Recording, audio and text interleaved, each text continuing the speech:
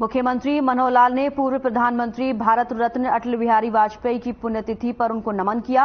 उन्होंने लिखा कि भारतीय राजनीति के अजातशत्रु अटल जी ने एक राजनेता के रूप में उच्च कोटि के मूल्यों और आदर्शों को स्थापित किया, जिसके कारण देश के हर उम्र के लोग उन्हें अपना आदर्श मानते रहेंगे।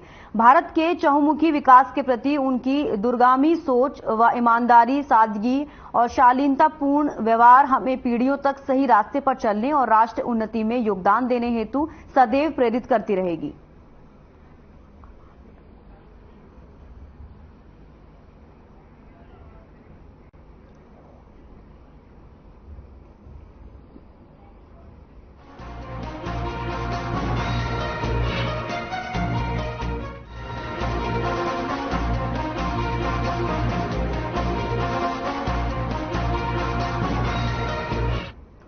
फरीदाबाद के कांग्रेस विधायक नीरज शर्मा और उनकी मां को व्हाट्सएप कॉल पर जान से मारने की धमकी मिली है। बता दें कि विधायक की मां पार्षद रह चुकी हैं और पिता हरियाणा कांग्रेस की पूर्व सरकार में मंत्री रह चुके हैं। एफआईआर में दर्ज शिकायत के मुताबिक आरोपी ने उन्हें और उनकी मां को गालियां देते हुए जान से मारने की धमकी दी, जिसके बाद उन्होंने पुलिस से मामले की कार्रवाई करने की मांग की है।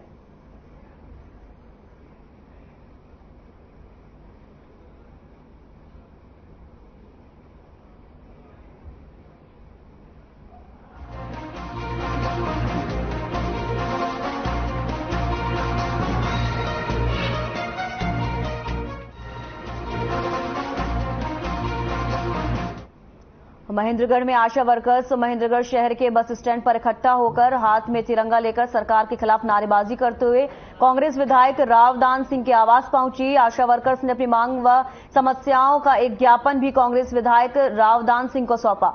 बता दें कि हरियाणा की 20,000 आशा वर्कर्स 8 अगस्त से हड़ताल पर बैठी हैं। इनकी लंबित मांगों का समाधान नहीं किया जा रहा है। बता दें कि जल्द से जल्द समाधान नहीं हुआ तो हड़ताल जारी रहेगी। वहीं वर्कर्स ने कहा कि 2018 के बाद आशा वर्कर्स के काम में कई गुना बढ़ोतरी हो चुकी है। मांग है कि आशा वर्कर्स को पक्का कर्मचारी बनाया जाए। अनुभव और योग्यता के आधार पर आशा वर्कर्स को पदोन्नति दी जाए। आशा वर्कर्स की रिटायरमेंट की उम्र 65 वर्ष होनी चाहिए। आशा वर्कर्स को पीएचसी की मीटिंग में जाने और मरीज के साथ जाने के लिए किराया भत्ता दिया जाए। कांग्रेस विधायक रावदान सिंह ने आश्वासन दिया कि वह आशा वर्कर्स की मांगों व समस्याओं को विधानसभा में उठाएंगे।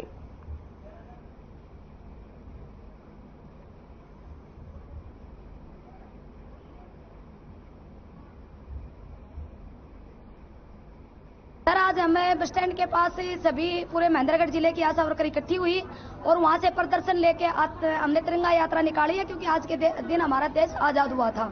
तो अभी हमने विधायक जी रावदान सिंह जी हैं, उनको हमने ज्ञापन दिया है। जो हमारे मांग मुद्दे हैं, उन मांग मुद्दों के लिए वो विधानसभा में आवाज उठाएंगे। हम इनसे उम्मीद करते हैं। हम 8 तारीख से लगातार हड़ताल पे हैं। हमने 3 दिन की हड़ताल का अल्टीमेटम सरकार को दिया था। 3 दिन के बाद भी सरकार का हमारे पास कोई बुलावा नहीं आया। उसके बाद अब हमने 17 तारीख तक हमारी हड़ताल को बढ़ा दिया है। 17 तारीख तक भी अगर सरकार हमसे बातचीत नहीं करती है तो हो सकता है 17 तारीख के बाद हमारी ये हड़ताल अनिश्चितकालीन हड़ताल हो जाए। देखिए, इन सारी आशा वर्कर्स ने पहुंच करके यहाँ ये बताया कि आज इस सरकार से जो आशाएं थी, उन आशाओं को सब हम निराशा में देख रहे हैं। जो वादे इन्होंने किए थे, उनकी कथनी और करने में बहुत बड़ा अंतर है और उन्होंने सुविधा दे करके उसको वापस लिया है, ये इन्होंने बताया है। इनकी 10 मांगें इनके मांग पत्र के अंदर रखी हुई हैं, जो ज्ञापन दिया है। तो हमसे ये अपेक्षा रखती है कि हम सदन के अंदर जिस दिन विधानसभा होगी, इनकी समस्या का, इस मांग का जो ज्ञापन दिया है, इसका सदन के अंदर जिक्र करें, ताकि सरकार के सामने इस बात का, समस्या का समाधान के लिए बात रखी जा सके। तो मैंने इनको विश्वास दिलाया है कि 25 तारीख से आपके सदन जारी हो रहा है हरियाणा का, उस सदन के अंदर आशा वर्कर्स की इस मांग को निश्चित तौर पर उठाया जाए।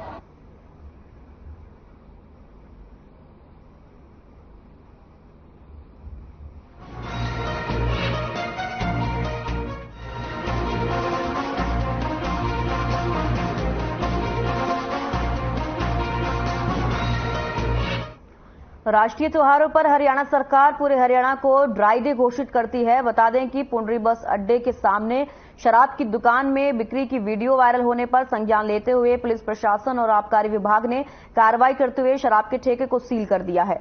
पत्रकारों से बात करके सिटी इंचार्ज शमशेर ने बताया कि हेडक्वार्टर से फोन आया था कि पुंडरी बस अड्डे के सामने शराब की दुकान पर ड्राई डे पर शराब बेची जा रही है, जिसकी वीडियो वायरल हुई है। चौकी प्रभारी ने बताया कि नियमानुसार जांच कर ठेकेदार के खिलाफ सख्त कार्रवाई की जाएगी।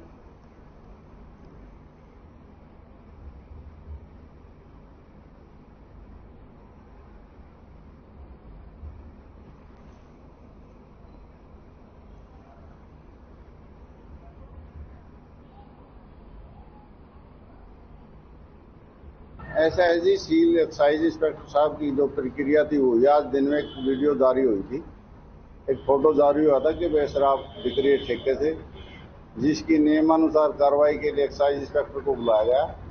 आगे जो एक्साइज इंस्पेक्टर ने जो कार्रवाई नियमानुसार कार्रवाई की गई। तो क्या बेचते पाया गया या कोई नहीं, सिर्फ वीडियो बात जारी हुई थी, उसके ऊपर कार्रवाई हुई। अंदर कोई कर्मचारी मिला आपको? अंदर एक्साइज इंस्पेक्टर साहब ने आने के बाद ताला खुलवाया, जिसमें अंदर आदमी था जिसकी नाम पता सब कुछ इंस्पेक्टर साहब कार्रवाई कर रहे हैं। एक्साइज इंस्पेक्टर रात में जो शराब बिकती पाई गई, ड्राई डे था, उसको सील करके। तो क्या अंदर कोई कर्मचारी काम कर रहा था? अंदर था एक आदमी, वो तो होते हैं सुरक्षा के लिए, उसे निकाल दिया। सर, कितने साल में ड्राई डे हैं जिनमें लोगों को पता हो कि इन दिनों शराब की बंदी है? 15 अगस्त, 26 जनवरी और 2 अक्टूबर।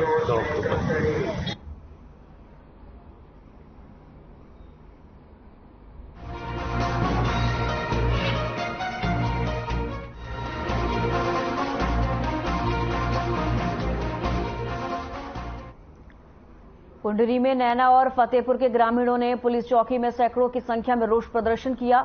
उन्होंने बताया कि फतेहपुर गांव से नैना जाने वाली सड़क पर गांव फतेहपुर की जमीन में हड्डी रोड़ा, यानी कि जहां मृत पशुओं को काटकर उनका चमड़ा उतारा जाता है, वहां पर बहुत अधिक मात्रा में पशु काटे जाने से कुत्तों की संख्या अधिक हो गई है और वे कुत्ते जो चमड़ा उतारने जाने के बाद पशुओं का मांस खाते हैं। कुत्ते अधिक मांसाहारी होने के कारण अधिक नुकसानदेह हो गए हैं, जिससे आने जाने वाले राहगीरों को कुत्ते काट लेते हैं, जिस कारण कुत्तों से ज्यादा हानि पहुंचाए जाने का डर बना रहता है।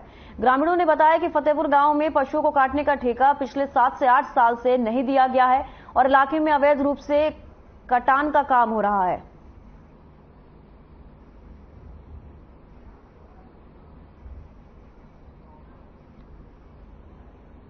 ये अड्डी रोड का मामला है जी। ये हड्डी रोड़ा क्या होता है? ये मरे हुए पशुओं को घेरा जाता है जी वहां पर। तो अब क्या मामला है? अब ये है जी, हमारी पंचायत ने सन 2016 से उसकी बोली बंद कर रखी है, लेकिन जो पहले ठेकेदार था 16 से पहले, वो एक दिन भी बंद नहीं होया। वो बिना पंचायत को कोई भी पैसा दिए वहीं डंगर लेता है और दूर दूर से 20-20 कोस से वहां डंगर लेता है जी। और उसने मुसलमान वहां रख रखे हैं उनकी काटने के लिए। उससे जी सारे पड़ोसियों को स्मेल आती है जी। तो क्या डंगरों में क्या क्या काटा जाता है? डंगरों में गऊ माता कटती जाती है ज्यादा जी। जो फतेहपुर से सड़क गई है उसके बीच में ड्रेन क्रॉस करके अड्डी रोड है, जहां पर मरे हुए पशुओं को ले जाया जाता है और उनको खुद बुर्द किया जाता है, जैसा भी उनका वो अपना तरीका है। लेकिन क्या अभी वो एक बात है ना, और किसी की रोटी मुंह की रोटी हरना मेरा काम नहीं, पर अपने अधिकार गुआकर कर सकते आराम नहीं। जो अवैध तरीके से चलाया हो, मेन बात यह है जी, जिस बात को लेकर इकट्ठे हो रहे हैं, जिस बात को लेकर 3-4 दिन पहले भी लोग इकट्ठे हुए थे कि वो अवैध तरीके से चलाया हुआ है। मोदी योगी भी अवैध तरीके से जो भी जहां कोई भूमि अधिग्रहण है या कोई बिल्डिंग पड़ी है उसको भी डालने लग रहे हैं। तो इन किसानों ने, जो ग्रामीण लोगों ने वहां से, जैसे नैना और दोस्त की लड़कियां जाती हैं जी पढ़ने के लिए, अड्डी रोड़ा के कारण वहाँ इतने बड़े बड़े सकियारी कुत्ते रहते हैं, कई लड़कियों को भी काटते हैं जी। ये मामला जी अड्डी रोड़े वाला है, जो पशुओं को काटते हैं वहां पर मरे हुए को जाकर के, और उसके अंदर ज्यादातर गौएं कटती है, भैंस तो कोई कटती नहीं बिल्कुल भी। कौन काटता है उसको? ये सुरेंद्र है जी, हरिजन, वो उठा करके वहाँ काटता है। उसने एक अवैध तरीके से अपना धंधा छीड़ रखा है। उसके पास कोई लाइसेंस नहीं? कोई वह कुछ नहीं है जी उसके पास में। तो आपने पहले इसका शिकायत नहीं की? पहले तो जी ये है पंचायत का खेत है, इसको बोली पे हमने ले लिया अब की बार। पहले कोई और लेता था, हर साल बदल जाते हैं जिसके अंदर। इसलिए हमने सरपंच से कहा भाई इसकी तो हम जिम्मेवार सारे के, हम हकदार हैं, जो भी आप ये पैसे लेते हो इससे या क्या करते हो। बोले मैं कोई पैसा नहीं लेता और आप इस जमीन के सारी के जिम्मेवार आप हैं।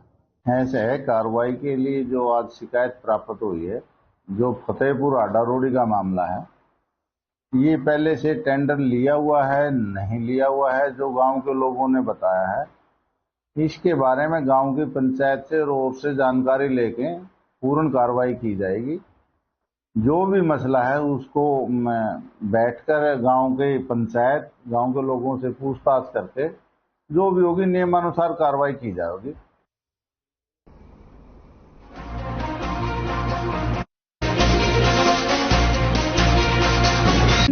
Hey mom, hey, look, I can download a song really fast. I can make dosas faster. Must be joking. बस ईंधन की हो रही बचत, शोरगुल से भी मिल रहा निजात है। इलेक्ट्रिक वाहनों के प्रोत्साहन करने के उद्देश्य से राज्य शासन द्वारा इलेक्ट्रिक वाहन नीति 2022 लागू की गई है।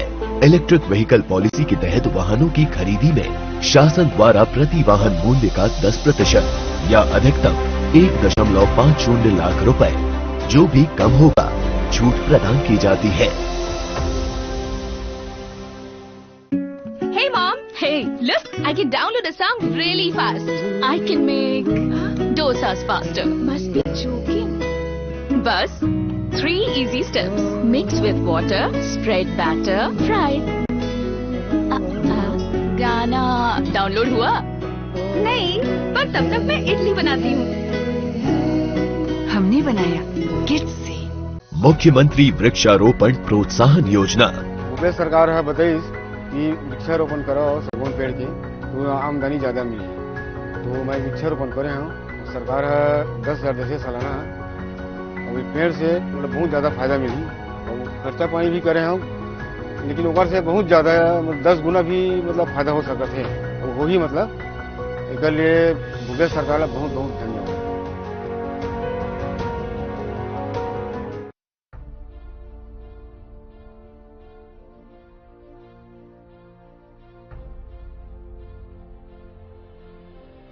IDTR यानी institute of driving and traffic research Chhattisgarh में वाहन चालकों को ड्राइविंग और ट्रैफिक के संदर्भ में प्रशिक्षण देने के उद्देश्य से नवा रायपुर में IDTR संस्था का निर्माण किया गया है। नवा रायपुर स्थित इस IDTR में अब तक 12,663 लोगों को प्रशिक्षण दिया जा चुका है। इन वाहन चालकों की ड्राइविंग सुरक्षित होगी और दुर्घटनाओं में कमी आएगी। Hey mom.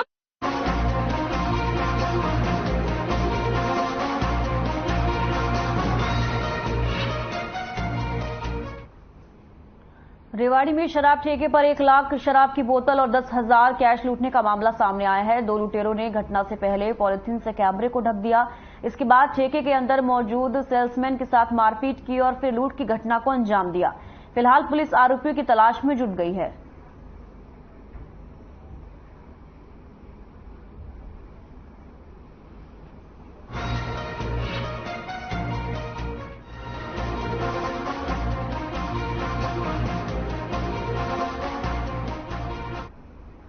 दिल्ली में यमुना नदी का जलस्तर फिर बढ़ने लगा है। यमुना का जलस्तर 205.43 मीटर तक पहुंच गया। बता दें कि पहाड़ों पर हो रही लगातार बारिश के चलते पानी का जलस्तर बढ़ रहा है। वहीं गंभीर प्रशासन हालातों को देखकर अलर्ट मोड पर नजर आ रही है।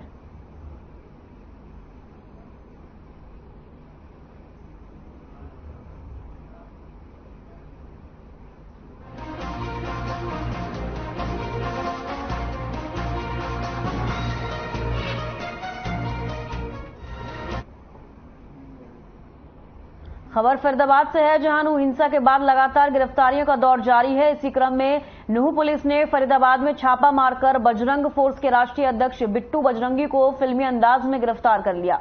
क्राइम ब्रांच के इस फिल्मी अंदाज का सीसीटीवी फुटेज सामने आया है। फिलहाल पुलिस ने बिट्टू बजरंगी के खिलाफ आईपीसी की कई धाराओं के तहत मामला दर्ज किया है।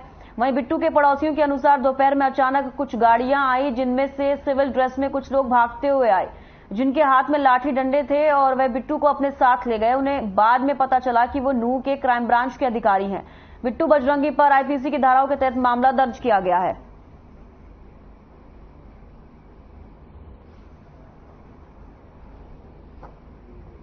हम तो यहाँ पे थे नहीं, पर जो बताया गया है कि सीआईए की 3-4 गाड़ियां थी और उनमें से 15-20 सीआईए वाले थे जिन पे लाठी डंडे वगैरह थे, और जो बिट्टू बजरंगी भाई को उठा के ले गए। वहां पे माहौल एकदम ऐसा बनाया गया था कि जो सिविल ड्रेस में थे तो लोग बाग यहाँ के तो पड़ोसी थी, जाने की कोई बदमाश आगे वैसे आगे, पर वो गाड़ियां पीछे खड़ी हुई थी, बत्ती की थी। सीसीटीवी कैमरे में साफ देखे जा रहे हैं जिस तरह से दर्जन भर से ऊपर चाहिए वाले एक साथ आए हैं। हाँ, लेके गए हैं। तो कौन कौन था उस टाइम घर में? कोई नहीं था। उनकी एक छोटे भाई की मिसेज थी बस, और एक दो पड़ोसी वैसे बैठे रहते हैं, पड़ोसी हम बस ऐसे ही बैठे थे, पड़ोसियों के साथ में बैठे थे। और ये हमें पता नहीं कि स्याही वाले थे या कोई अदर थे, क्योंकि वो बताया जा रहा है कि 15 से 20 लोग थे और 3 से 4 गाड़ियां में आए थे वो।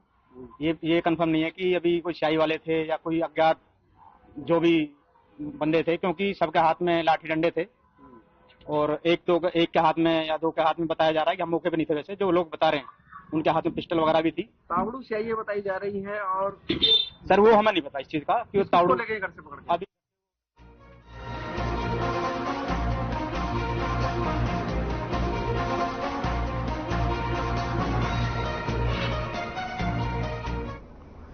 सावन महीने में पड़ने वाले भाई बहन के अटूट प्यार का पर्व रक्षाबंधन आने में अभी कुछ दिन का समय बाकी है। जहां इस रक्षाबंधन बहनें अपने से दूर रह रहे भाइयों को गुलाबी वाटरप्रूफ लिफाफे में राखी भेज रही हैं। दरअसल इन लिफाफों में बारिश के मौसम में राखी पहुंचने में किसी भी प्रकार की कोई दिक्कत नहीं आएगी। जहां डाक विभाग ने अलग काउंटर भी बनाया है और प्लास्टिक कोटेड इस लिफाफे की कीमत 10 रुपए रखी गई है। साथ ही पोस्ट मास्टर राजेश मान ने 27 तारीख तक राखी कोरियर करने की अपील की है।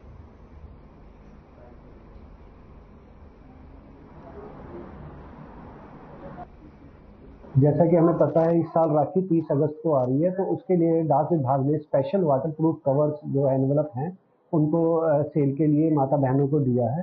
एक एनवलप की कीमत 10 रुपये है, जिसको बेचने के लिए हमने डाकघर में स्पेशल काउंटर की व्यवस्था की है और उसको बुक करने के लिए भी एक स्पेशल काउंटर की व्यवस्था की गई है, ताकि जिससे माता और बहनों को राखी भेजने में किसी प्रकार की कोई समस्या ना आए।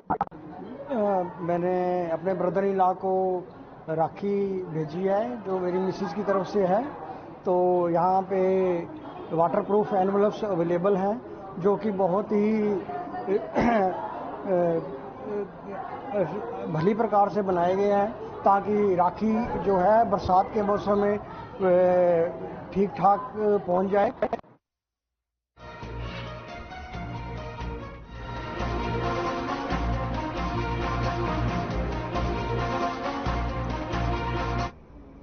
महेंद्रगढ़ के कुरावटा गांव में 8 अगस्त की रात को संदिग्ध परिस्थितियों में तुड़ी से भरे 2 ट्रैक्टर ट्रॉली में आग लगने के मामले में पुलिस ने गांव के सरपंच प्रतिनिधि राहुल को गिरफ्तार कर लिया है।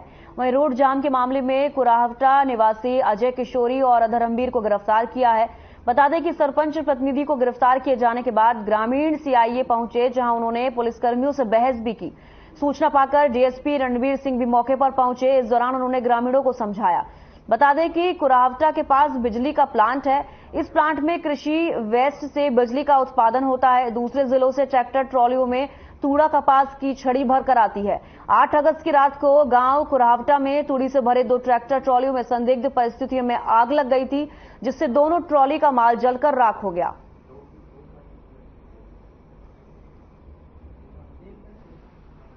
8/8/23 को गांव कुरावटा में फतियाबाद से स्टार वायर प्राइवेट लिमिटेड में पराली लेकर आते थे ट्रैक्टर, जो गांव के बीच में रास्ता में रोककर इन ट्रालियों में पति सरपंच राहुल ने इनको आग लगाई थी। वह गांव के कुछ व्यक्तियों ने इनके साथ रोड जाम किया था, जिनके खिलाफ मुकदमा नंबर 280 दिनांक 9/8/23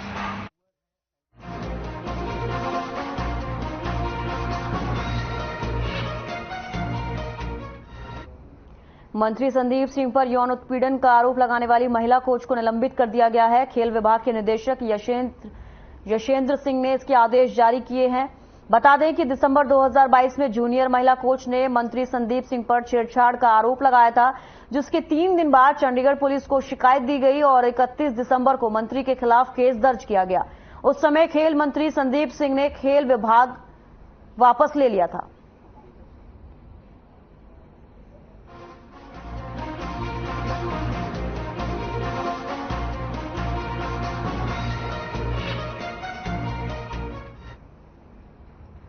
झज्जर में स्वतंत्रता दिवस समारोह के दौरान एक रोडवेज परिचालक की हार्ट अटैक के चलते मौत का मामला सामने आया है। रोडवेज कर्मचारियों का आरोप है कि समारोह स्थल पर जब उनके साथी को हार्ट अटैक आया तो उसे एम्बुलेंस तक नहीं मिली और न ही कार्यक्रम के दौरान अनाउंसमेंट करके एम्बुलेंस ड्राइवर को बुलाया गया। इतना ही नहीं, जब रोडवेज कर्मचारी अपने साथी कर्मचारी की बिगड़ती हालत को देखते हुए प्राइवेट गाड़ी में उसे ले जाना चाह रहे थे तो पुलिस कर्मचारियों ने प्राइवेट गाड़ी को भी समारोह स्थल के गेट के अंदर नहीं आने दिया, जिससे रोडवेज कर्मचारी गुस्से से आग बबूला हो गए। उन्होंने समारोह स्थल के गेट पर ताला जड़ दिया और प्रशासन के खिलाफ जमकर नारेबाजी की। फिलहाल परिचालक अनिल कुमार के शव को पोस्टमार्टम के लिए झज्जर के सामान्य अस्पताल भिजवाया गया। उनके परिजनों को भी मामले की सूचना दे दी गई है।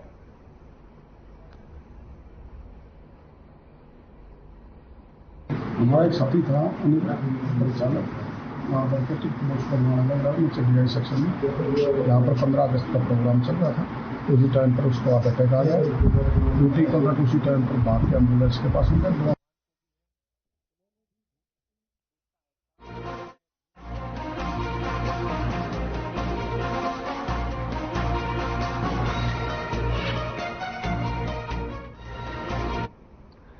दिल्ली से सटे साइबर सिटी गुरुग्राम में परिवार पहचान पत्र अब लोगों के लिए जी का जंजाल बन गया है। लोगों के परिवार पहचान पत्र में कई बिजली के मीटर बिजली विभाग में ऐड कर रखे हैं, जबकि बिजली विभाग द्वारा मकान मालिक का ही बिजली का मीटर ऐड करने का ही प्रावधान है। लेकिन बिजली विभाग ने लोगों के परिवार पहचान पत्र आईडी में अनगिनत बिजली के मीटर ऐड कर दिए हैं।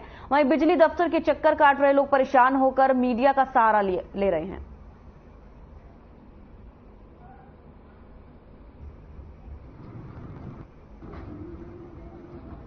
मीटर का बिजली का बिल दिखा रहे हैं, राशन कार्ड में हमारे करना कुछ है ही नहीं। अच्छा, पीपी में दिखा रहे हैं? हाँ, राशन कार्ड काट दिया ना मेरा, उससे 12,000 बिल दिखा रहे हैं। हाँ, रोजगार कॉलोनी। दिक्कत ये आ रही है कि राशन जो बना था हरियाणा से, तो हमारा राशन भी कट गया है और दौड़ाते दौड़ाते कोर्ट में दौड़ो, सदन विभाग दौड़ो, सदन विभाग से यहाँ पे दौड़ो।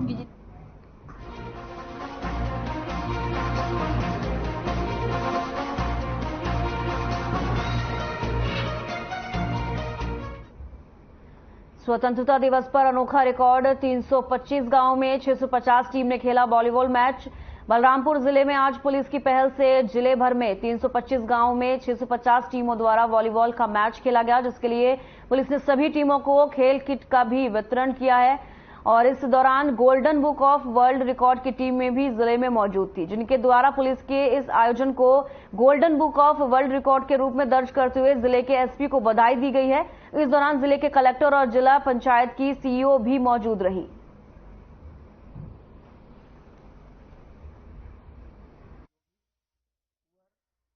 इसमें सामुदायिक पुलिसिंग के तहत में बलरामपुर जिला के द्वारा दूरस्थ ग्राम के जो साथी लोग हैं, युवा साथी हैं, उनको ग्राम खेल समिति के माध्यम से जोड़ा गया है और जिले में लगभग 350 से ज्यादा गांव के युवाओं को खेल समिति के माध्यम से पुलिस के साथ में, प्रशासन के साथ में जोड़ा गया है। उनको खेल गतिविधियों को आगे बढ़ाने के लिए वॉलीबॉल का पूरा किट और फिर ड्रेस दिया गया है, ताकि उस सभी गांव में एक खेल का सुखद वातावरण बने और आने वाला जो पीढ़ी है, छोटे बच्चे हैं, वो खेल की तरफ उसका रुझान हो। साथ ही साथ युवा पीढ़ी भी अन्य गतिविधियों के बजाय खेल की तरफ उसका रुझान बढ़े। आज यहाँ पे जो आयोजन हुआ वॉलीबॉल का, जो हमारे डॉक्टर लाल मुंशी एसपी सर के द्वारा आयोजन किया गया और पूरे प्रशासन के, तो 325 ग्राम विलेज और लगभग 650-700 टीम, अभी आंकड़े थोड़े से आने बाकी है, इतनी टीम जब एक साथ खेली तो यह हमारे golden book of world record में जो टास्क आया था वो ओके आया और आज हम यहाँ पे वर्ल्ड रिकॉर्ड की घोषणा की है। इस तरह का कार्य हमारे हेड ऑफिस में देखा जाता है कि इस तरह का कार्य कभी किया गया है या नहीं किया गया है, तो इस तरह का इतना बड़ा लोकेशन में वॉलीबॉल कभी नहीं खेला गया, तो इस तरह से ये वर्क आज हमारे golden book of world record में